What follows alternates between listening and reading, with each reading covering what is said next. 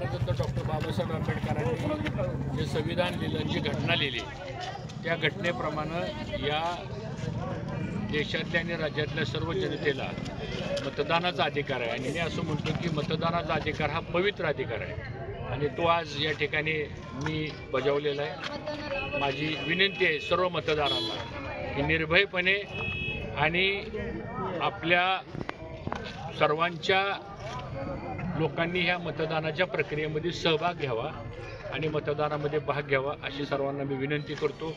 आज खऱ्या अर्थानं महाराष्ट्रामध्ये सत्तेचं परिवर्तन करणारा आजचा दिवस आहे आणि महाविकास आघाडीची सत्ता ही महाराष्ट्रामध्ये निश्चितपणानं येईल आणि आजचा दिवस राज्याच्या इतिहासामध्ये सुवर्णाक्षर लिहिण्यासारखा होईल. कारण आज राज्यातली 14 कोटी जनता हे मतदान करून या राज्यामध्ये परिवर्तन करण्याच्या मनस्थितीत आहेत आणि ते होईल असा मला विश्वास आहे. इंदापूर तालुक्यात काही ठिकाणी अनुचित प्रकार घडला जातो ना, अधिकारी नेमक गोठतात आताच होते, तुम्हाला काय म्हणायचं? ठीक आहे, आता काही प्रमाणामध्ये अधिकाऱ्याचं काम करत असतात आणि माझी विनंती अशी की जे काय असेल ते कायद्यानं नियमानं व्हावं.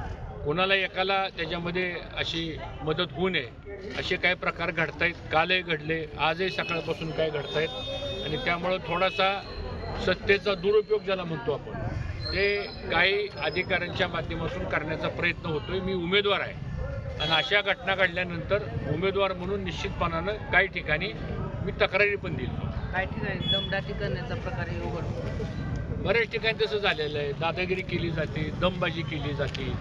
बऱ्याच वेळा आमच्याच एजंटला आणि आमच्याच कार्यकर्त्याला नियम लावला जातो, इतरांना मात्र त्यातनं सूट दिली जाते. ही बाब अतिशय गंभीर आहे आणि म्हणून माझी सर्व कार्यकर्त्यांना विनंती आहे की संयमानं किती जरी कोणी आपल्यावर दादागिरी करण्याचा प्रयत्न केला तर संयम सोडायचा नाही. आणि आपला उद्देश काय? आपला उद्देश आहे मतदान शांततेत घडवायचा आणि ते घडवावं आणि मतदाराला मोकळ्या वातावरणात मतदान करू द्या.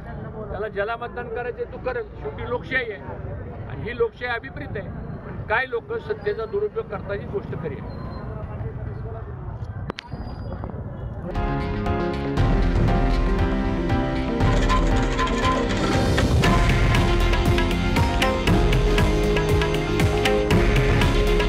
हे आहे देशातील नंबर 1 न्यूज नेटवर्क आणि आपण पाहत आहात TV9 मराठी.